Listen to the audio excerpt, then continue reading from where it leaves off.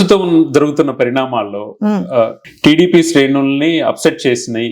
So long term లో కూటమి sustain అవుతుందా లేదా, 2029 లో మళ్ళీ కూటమిగానే వెళ్తారా లేకపోతే విడిగా వెళ్తారా? కూటమి ఇవాళ ఫామ్ అయింది ప్రజల కోసం, మా కోసం మేము ఫామ్ అయ్యింది. అంటే మా కోసమో అధికారం కోసమో మేము కూటమిగా ఫామ్ అయితే డెఫినెట్ గా ఇలాంటి చిన్న చిన్న విషయాలు వచ్చినప్పుడు, మనస్పర్ధలు వచ్చినప్పుడు అంటే బ్రేక్ అయ్యేటువంటి ఛాన్సెస్ ఉంటాయి.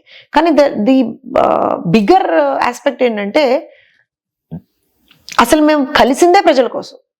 So there is no point that విడిపోతాం అనేటువంటి క్వశ్చన్ లేదు. First thing.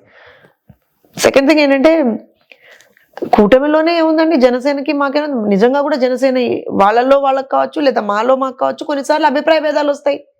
ఎందుకురా?